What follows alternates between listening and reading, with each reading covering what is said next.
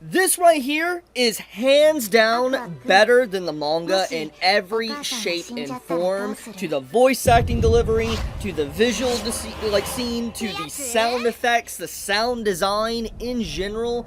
It is just straight up cinema.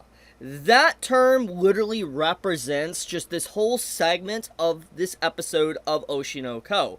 But before I go any further, and before I talk about this sequence of events that happen within this episode, episode 4 of Season 2, I want to talk about how Oshinoko Season 2, honestly, is not being talked about as much as I thought it would. And I think that this is something I do want to talk about first. So, I don't think it is into the same level as Nier that I talked about last week, where nobody even knew that Nier was airing. Because there was a lot of people, you can even go to the comments section of that video I made, a lot of people didn't even know it was airing until my video uploaded last week about Nier getting basically a part 2 for its series.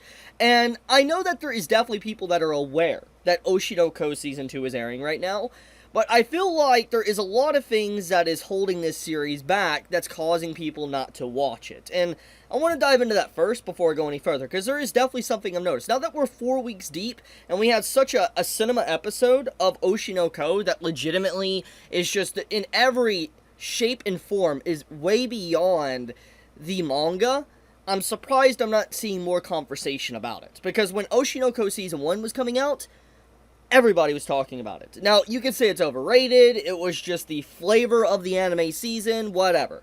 But the thing is, this anime season does have some good stuff. I mean, we obviously have, the Russian girl anime. We have, Nokotan, Oshinoko, obviously, Nier, and a few others, like Wistoria and all that. But the thing is that Oshinoko, in terms of, everything early in the season, it is one of the series that are technically, going into this season, is the most well-recognized out of all the anime from the season, my personal opinion. And so, seeing the fact that there's almost no conversation about this series is what surprises me. Especially when you look at what Doga Kobo is doing for this show, and just how excellent it has been from the beginning of Season 1 to where we're at now in Season 2. In fact, I would say Season 2, in terms of quality, is way beyond even what Season 1 was delivering, and it was great. The only thing that Season 1 has over Season 2 is that we had an hour-long first episode. Obviously, we did not get that for Season 2 of Oshinoko, but overall, it has just been stellar in all aspects. So, what I have to ask myself is why? Why is there not much conversation around Oshinoko Season 2? And what I really think it boils down to is actually HiDIVE itself. Now, I have talked about this in the past, but I like HiDIVE. I'm not sponsored by them. I've said in my previous videos, HiDIVE sponsor me, because, they have released works over time that legitimately are incredible. They release uncensored products. Let's think of, for instance, gushing over Magical Girls. They usually have some really good stuff, and I appreciate HiDIVE delivering us uncensored content. I'm not a sponsor, I'm just going to be blunt. But the thing is that HiDIVE, if you don't remember, they had an exodus, so to speak, of a bunch of different countries. Here, I'll pull up, that's Crunchyroll, I'll talk about that in a second, that relevancy. But, HiDIVE, basically, they were no longer available in a lot of different countries outside of North America. I made a video on this late last year, and it is still very relevant to this day, because obviously when Oshinoko Season 1 aired, HiDIVE was available in a lot of different areas outside of North America. But now that it is no longer available in that many countries, people's effective, interest, I think, for a lot of their shows has probably died. Because, obviously, HiDIVE is a very easy source to watch shows. I mean, once again, pulling it up, you look at their catalog, they have a bunch of different things, a bunch of different series you could watch, etc. But when you cut the ability to be able to watch these series in different countries, people are going to go out of their way to watch anime in different means, aka pirate them. I made multiple videos talking about pirated anime and why it happened, so I'm not going to get back in that conversation, but the big point it boils down to is if you make it hard to watch a show, people are going to find ways to be able to watch that illegally. That's just cold, harsh facts. And the thing is Crunchyroll, despite their obvious issues, etc., and a lot of problems they've had as of late, they are still a very easy source and access to watch a lot of anime around the world. They're not obviously available everywhere around the world, but I would say definitely they're more available than HiDIVE is. And that's the problem right now with HiDIVE, is that as a competitor, they legitimately are really floundering and not doing a good job with being a competitor to Crunchyroll. And that is the only one of the big reasons why I support HiDIVE, is that I want them to be a competitor, because I don't like that Crunchyroll is a monopoly over a bunch of different shows, a bunch of anime in the anime and manga community. I don't like that. I think it's a bad thing. I mean, we have seen from example with Crunchyroll shutting down their comment section and stopping people having written reviews, etc., and commenting on news articles. That is completely anti-consumer, and it was basically just to say, we don't want to hear you whatsoever, we're shutting you out. And it's just like, it's not good. But obviously Crunchyroll owns a monopoly on anime when it comes to legal anime, so yeah, I don't like that. So HiDIVE is a direct competitor, and I hope that they get their act together and they definitely try to get their company open up in more countries around the world. I know it's a lot more difficult than just opening up a company in another, country or whatever, but I hope they do, because I felt like it was a very big mistake for them pulling out of different countries besides just North America. But anyways, getting back on topic though, this episode of Oshinoko is just straight up cinema, and every aspect of the word. And this clip here, I'm going to show that the sound design, it speaks for itself. You just listen to it, okay? Put on headphones, listen to it. It is so good, man. This sounds so incredible. And that's not even getting into the visual department. People might seem like this seems very stereotypical, but it's just like, they're doing a whole lot with very little, and I think that's what makes this message so strong, is that the sound design is really pulling its weight here, and it's really just showcasing Aqua's mental state in this time period of the show, and reminding people that despite him obviously dealing with Ruby, helping her become an idol, being in a stage play, etc., the main core objective of basically the trauma of Ai's death and figuring out who killed her, etc., Aqua is still affected by that. He is still carrying those shackles. They are holding him down to the very ground, and he carries that on him every single day.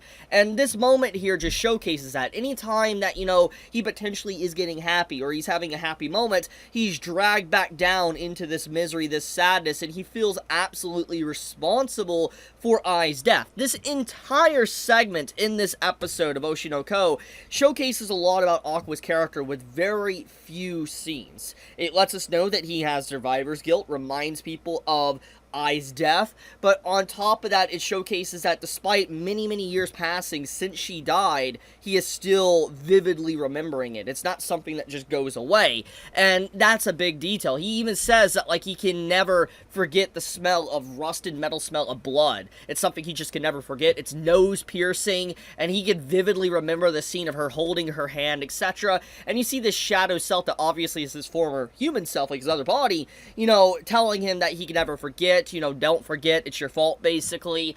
It just shows that survivor guilt that, he's constantly having following him.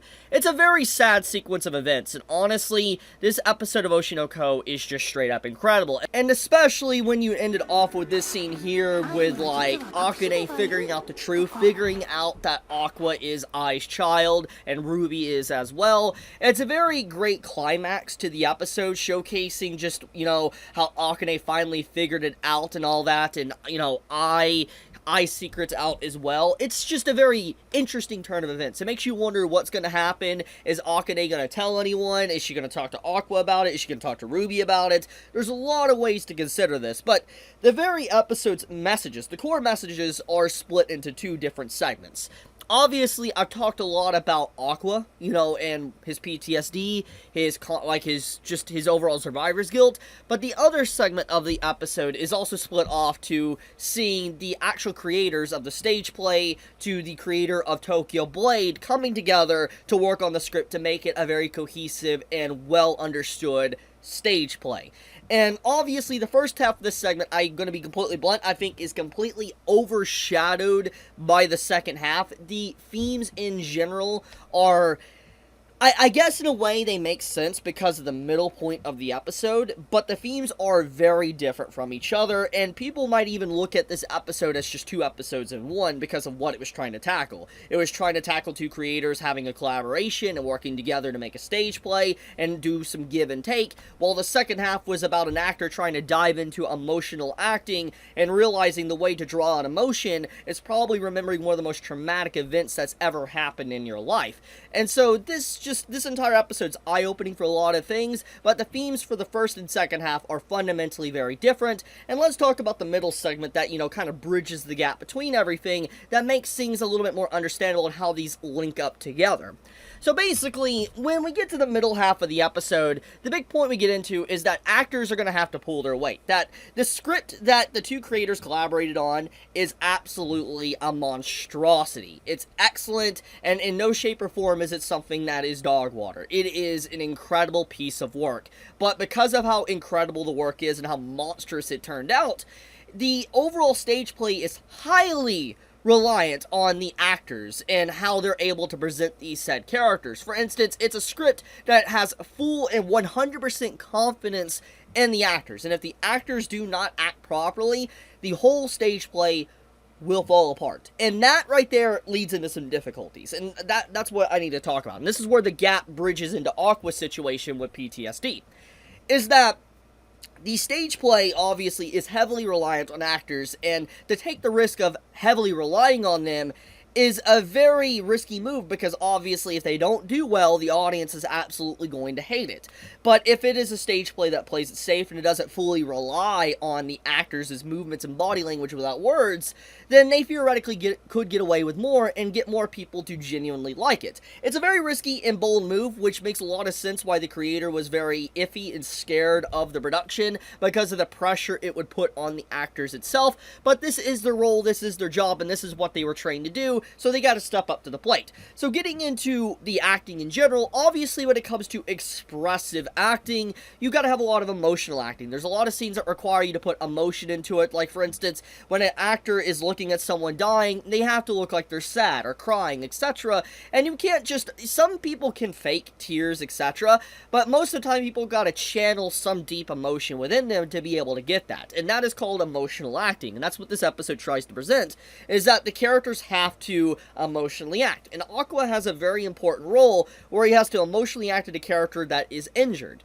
And so because of this scene, Aqua, that has been very stoic since the very beginning of the story, is having to do something that is fundamentally very against his character itself, his actual personality. And so to channel emotion, he starts to think about Ai's death. And that is what leads into the PTSD of this episode and what he goes through.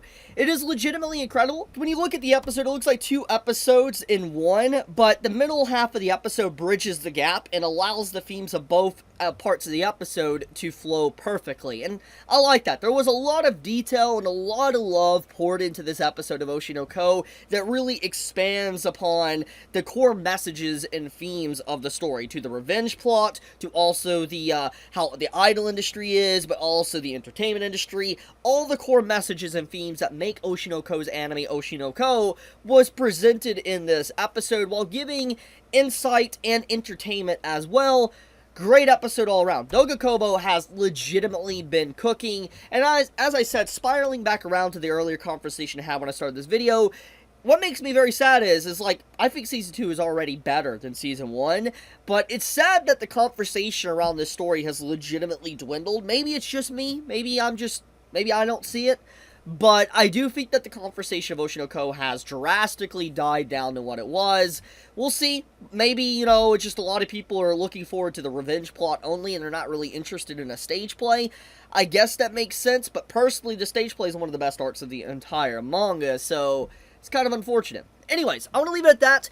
If you enjoy my content, please subscribe. It does help me out a lot, and I would greatly appreciate it. But be safe, stay healthy, everyone, and I love ya.